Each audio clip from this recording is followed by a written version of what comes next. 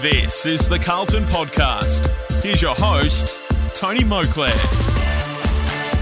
Hello and welcome to the Carlton Podcast, episode 23, in honour of Hendo, Ricey and Molly Meldrum. He's a Smiths fan. Good for him. Great man. Joining me, well, not as always, but kind of pinch hitting for the last couple of weeks, Michael Jamison. Jamo, how are you? I'm well, Anthony. How are you, mate? You can call me Tony. It's okay. Can I call you Mickey? Everyone else seems to. I do get Mickey a lot. Yeah. Mick, Champ, People's Champ. Yeah. People's Champ, that was Juddy's. He stole that off me. Ah, right. Yeah. Okay. Was that ever put to a vote? Was that like a popular... Unanimous. Ratified decision, was it? Yep. Okay. I must have missed all of that. That all happened. I'm probably fined by the AEC for not voting in that. Now, Jamo, our guest today, as organised by you and your extensive power and reach by virtue of your position in the leadership group, has made this guest possible, and I, for one, am thrilled to bits by it. Our next guest made his debut for the Blues during our Round 7 clash against Freo in 2009. He's played 104 games and has kicked 85 goals. Before playing for the Blues, he spent his early years with the Midvale Football Club before being recruited by Waffle Club Swan Districts, I should say. In 2010, he was nominated for an AFL Rising Star. Gee. Should have won it. In 2012, he won the AFL's Goal of the Year, and I reckon should go back to back. In 2012, that was during the Round 1 clash against Richmond, that 2012 goal, which we all remember well. You know who I'm talking about. It is Chris Yarran. Thanks, guys. Thanks for having me. Yeah, it's great to have you here for the first time ever on the podcast. Yeah, it's obviously you've been running the show for 3 years now, so obviously disappointed that it's taken me 3 years to get on, but very rapt and very pleased to be on it. We were just betting the whole thing down, just making sure it was worthy of an appearance by your good self. Yeah, it's obviously something I look forward to at the start of the season. I spoke to Mick at the start of the season to trying to get on for the last 20 odd weeks, but for some reason he's kept that away from me, and for some reason I couldn't be on there sooner. But now I'm here and now I'm wrapped. It's form related, we should say. Do you listen every week, mate? Not every week, but most weeks I do when I find the time. Do you prefer my performances earlier in the year or later in the year? I reckon later in the season. Later. Oh, What did you think? I was a bit poor early, or I think so. Yeah. Yeah. Really? I didn't do it until 3 weeks ago. Yeah. So it's been good you've been listening, mate. Should have been waving my hands here, yes, because you were being set up for a fall. Now, the Port Adelaide game. We need to talk about that, I guess. Quickly. Can we get an official statement from you, Mick? Extremely disappointing. I don't know how much we really want to say about it. More than happy to answer questions, but look, they were really, really, really good. One of the most impressive performances I've been up against throughout the year, and we were really, really, really poor. Yes, we looked tired, but I just think we turned the ball over horrifically. I think they had 30 scoring shots from turnovers, so very, very tough to win a game when you turn the ball over that many times. And as I said, we were pretty poor. We were tired. Some young players in, which you don't want to use an excuse because you're going to have to play some young players, at certain stages of the year, and you want to win those games. But it was very ugly. We really want to rectify it this weekend. Yes, there seemed to be a great build. There seemed to be a lot of momentum behind Carlton. Lots of close games. That team didn't seem to turn up on Friday night. What do you put that down to? Yeah, obviously, like Jamo said, it's very disappointing to go down the way we did. But we've showed performances in this week, last couple of weeks, certainly the last 6 weeks. We can match it against the best sides, and unfortunately on the weekend we didn't. So, and if you're off your game by 5%, you're going to get done by any team this year. So, because the competition's so evenly spread out this year, and obviously just disappointed that we rocked up with that attitude, I guess. There was a massive crowd there that you don't normally see at a ground like that. I mean, you could get, I think, 40 max at Football Park, but 52,000 was a record at the Adelaide Oval. What was the atmosphere like? Yeah, it was pretty good. Obviously, first time playing at Adelaide Oval. It's very cute how these Adelaide and Port Adelaide supporters are building up all this noise. Adelaide Park's noisy. Come and talk to me when you're playing in front of 95,000 at the G. That's loud. So, they build it up. Oh, it's so loud. We're going to break the decibels. Talk to us when you've had 95,000. Yes, beautifully put, Jamo. Beautiful. How they're a particular profile of of supporter. I'm looking forward to this. Yeah, no, I'm going to be very delicate here. Let's just say they're from what the Australian Bureau of Statistics would call that's a privileged socio-economic strata, maybe. The teams seem to kind of play... Let's say if there was a Brownlow for a club, I don't think they'd get it. Is that a fair comment about their style of play? It is maybe less than gentlemanly? Port Adelaide? Yeah, Port Adelaide. Give me some examples. I just after Murph kicked a goal, he was kind of shirt fronted from behind, if you can have that, and he fell over. It just seemed like dirty play and completely unnecessary. Look, Tones, I don't usually sit on the fence, or I'm not very diplomatic, but I didn't really notice it. Okay. They probably grow an extra leg, in front of their home crowd, which is fair enough because it's a pretty impressive advantage. But I think any team when you're up and about like that, you probably the chest comes out a little bit and you throw the elbows around a little bit. But I'd like to think that if we were winning by 15 goals, and we'd be maybe strutting around and making sure they remember it next time as well. Okay. Yes, in terms of what you saw then on Friday night, how far do you think Port will go in the finals?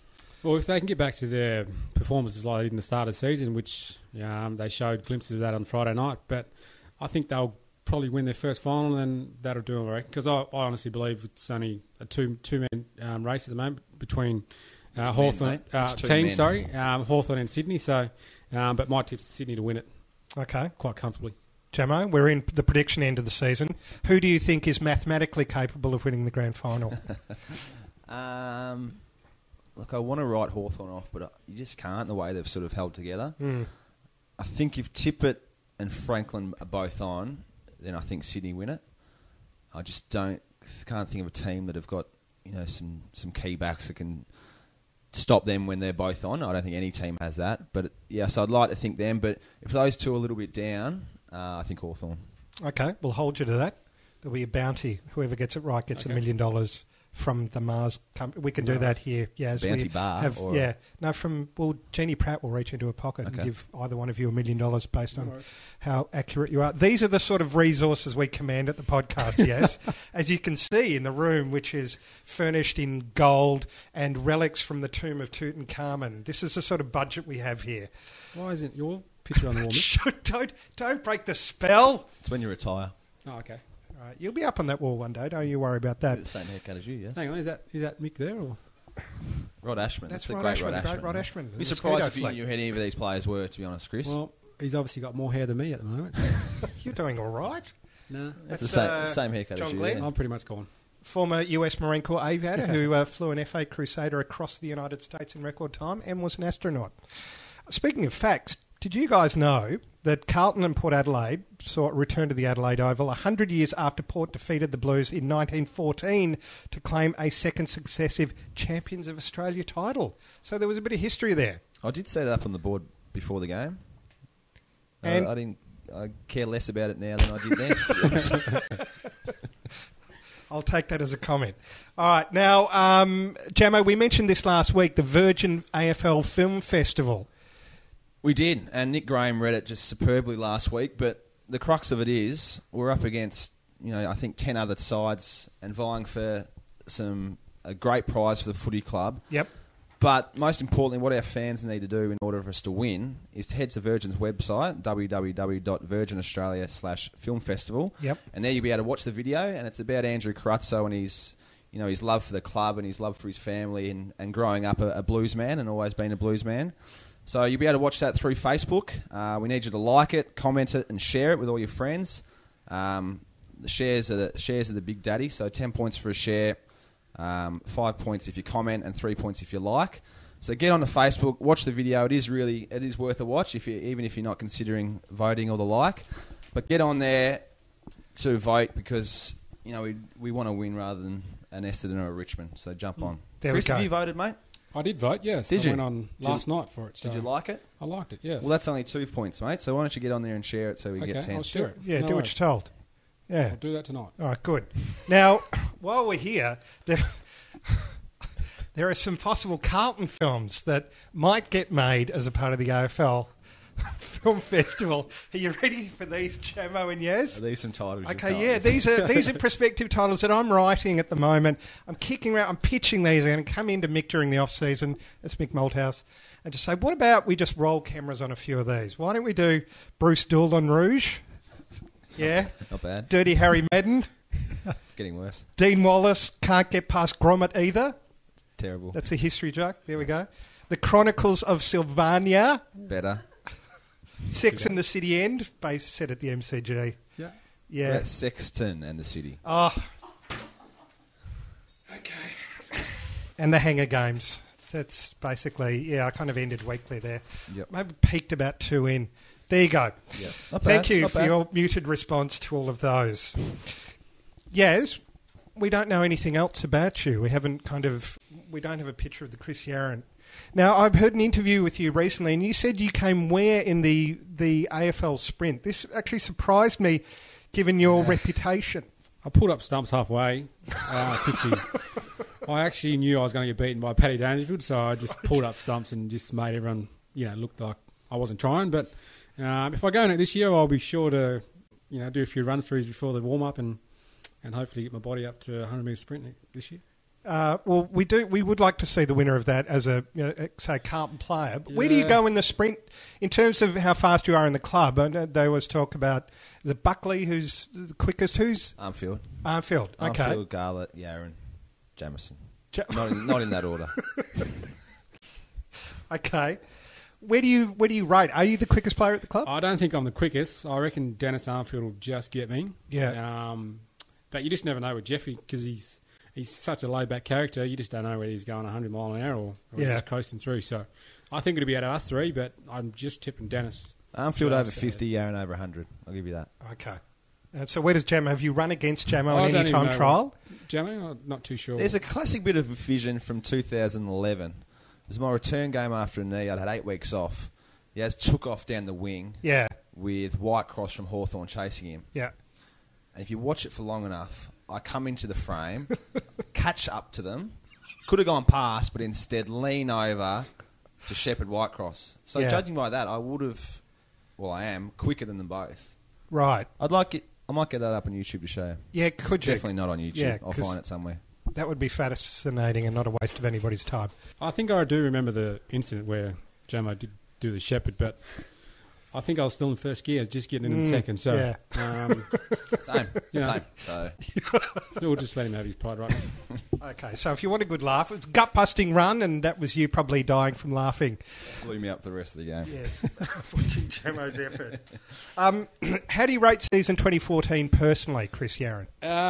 Obviously, it was my most consistent year to date. Obviously, had a disappointing year last year with a lot of injury and forms and stuff, so I wanted to rectify that this year and to come back and good shape over the pre-season and get a massive pre-season under my belt. I think has helped me in really good stead this year, and I think it'll probably be my standout year.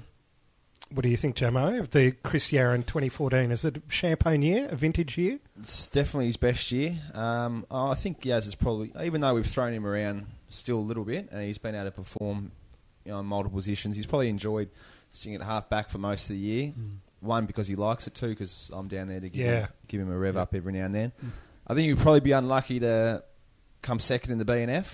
To Michael Jamison? Oh, no, mate. No, that'd be the reverse BNF. To Gibbsy.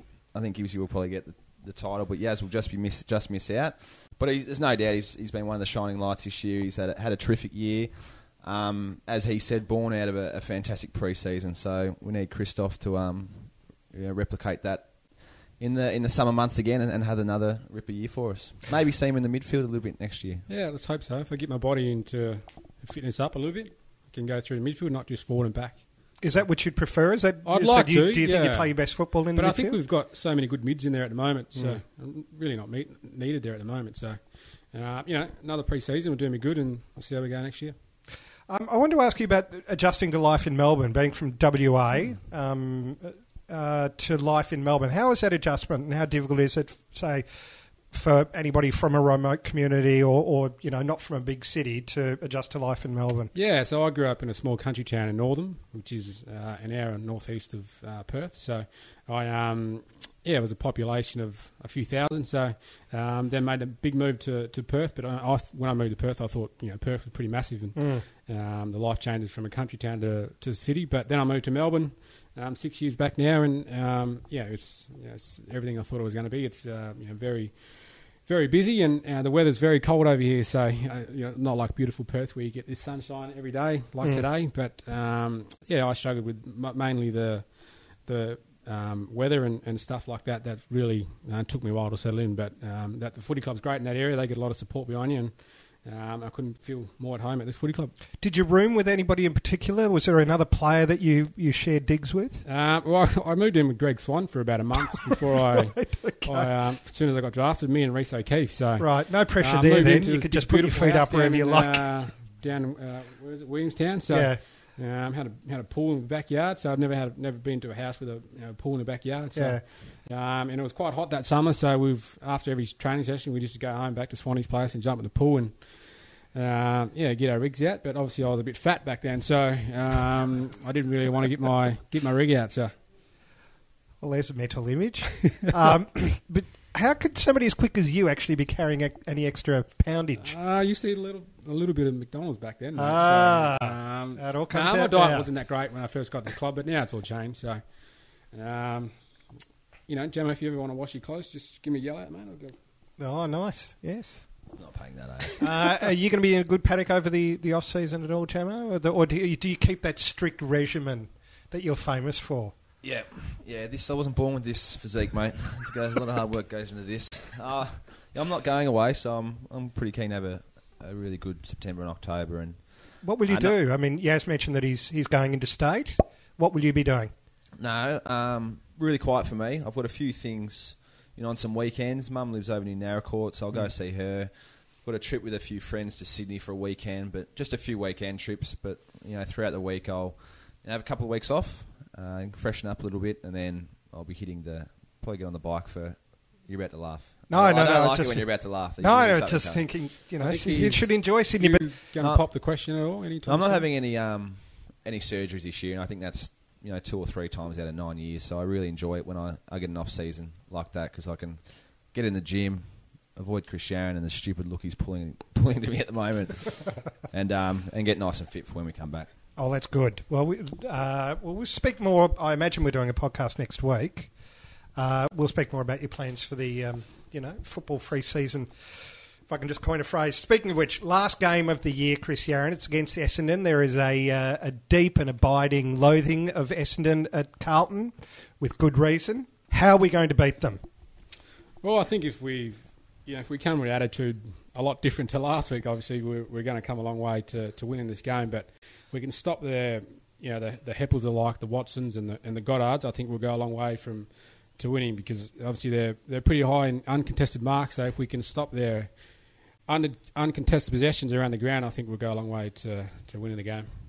Jamie, you mentioned the team being tired. Is that going to be a factor going in? Is there a mental fatigue? Is there a cumulative, mental fatigue at so many close losses where the team has put in a really consistent 4-quarter effort, and you're looking at the off season? Is that perhaps a factor in the game? Perhaps last week, but we've had an extremely light week on the track. I think everyone's freshened up, and the overwhelming sense I get this week is the guys are really keen to take a good win into the off season. I was mentioning to one of the boys this morning, it's amazing the momentum you can gather, and you seem to take whatever your sort of last month is into the off season. So I think the boys are pretty keen to prove that last week was just a blip or an anomaly, and we can take in some really good momentum in the off season and really set the start of our year up. So from what I can gather downstairs from the attitudes that the boys are really keen to finish off the year strongly. I think our supporters certainly deserve to finish off the year strongly. They've been through this long tough year with us. So especially as you said, playing against Essendon, I could think of the only thing I'm disappointed about is who you barracked for growing up. I would have loved for them to need to win to get in the finals. I would have loved to take that away from them, but we don't get that chance. But what we can do is, take some confidence away. Well, look, best of luck for that. I did want to ask you, though, Chris Yarran, little known fact, and maybe it is a well-known fact around the club, that Michael Jamison has a cat. Did you know that? Did you peg him when you first met him as either a cat person or a dog person? I would have picked a dog person, but cat. Can you please explain? It's a common misconception that if you've got a cat, you're not a dog person. I'm Right. a dog person, but I live in a shoebox in Brunswick, so it'd be unfair to get a dog like a lot of the boys have. Like Bryce Gibbs has got a Kelpie and he lives in North Carlton in a house the size of this room, which is just unfair. And I'm an animal lover, so I'm not like that. Sure. So what I did, you can was probably hear the sirens. That's police coming to arrest you for impersonating a man. That's one of your better ones. I got a lovely blue Burmese, yet to be named. I've had it for 6 months. So it's not a Mayan Murray's? You haven't updated the name of the country that it came from? It's a beautiful blue Burmese. Right. Really feisty little thing. Sure, I'm just running up the curtains. Yeah. No, but I'm certainly a dog. I grew up on a farm, Chris. I'm a dog person, It was... I never would have picked a cat, though. Anyway. Yeah, okay. But, I imagine it come in handy as, say, if you, in the boardroom here, if you had to front the leadership group and Michael Jamison is sitting in a high-back chair gently stroking his cat, and let's say Robbo comes in and he's sitting down and you have to discipline him and he's saying, look, I'm sorry, and then Jamo just gives him a cold stare and says, sorry is not enough, and presses a button, and then Robbo just falls into a tank below the boardroom that's swimming with sharks. Is that how you could see it going? That's how I picture it. I just want to... The cat's got an unfair reputation. People are quick to jump on this bandwagon. Clean themselves. Yes, true. Cat litter. So do their business. Yeah. You're not picking it up after your dog. Yeah. Don't walk it. Mm. The only thing I do for this cat, it'd probably do it itself if I wanted, is feed it. Mm. So for the independent, busy, out there man like me, it's the perfect pet. Yeah, true. It's also big enough to fit comfortably into your man bag. Correct. Provided There's some dogs that are intelligent. matches. It's intelligent. It plays fetch. So I think it's got everything that a dog's got plus more. Great. All right. Does that? He's quite strident in his justification for the cat there, Yaz. Does that change your opinion at all? I wouldn't say change my opinions, but I always knew he was a bit of a weird character, but that just tops it off. I've got nothing to say. I'm disgusted in it, actually. All right. All right. I think we'll wind it up there. We're about to do you know your teammates Michael Jamison and Chris Yarran? Yes, this is the quiz that we do at the end of every podcast. Yep. I'm going to read out some biographical information, and you have to guess. Just yell out the name of whoever you think it is. All right. Are you ready, Jamo? Born ready. All right, here we go. I made my debut for the Blues the same year that the club finished in the bottom 6 on the ladder. Andrew Walker. No. I'm going to lock you out for the next question. In season 2014, I've so far averaged 7.4 disposals per game. Jeff Garlett. Not Jeff Garlett. You're back in. All right, turning the clock back a few years with a career total of less than 3 dozen games, I was asked to join an organisation within the club that it would allow me to exert my powers. I'm going to leave this one to Chris. Why? I'm going to leave this one to Chris. Okay. No answer. The first final I played in was not in Melbourne. At last year's BNF, I was in the top 10. In the same year, I also played in my... Is it? Mitch Robinson? No. Closer. In the same year, I played my 100th game. Who is this person? Michael Jamison. Lockie Henderson? Bit closer to home.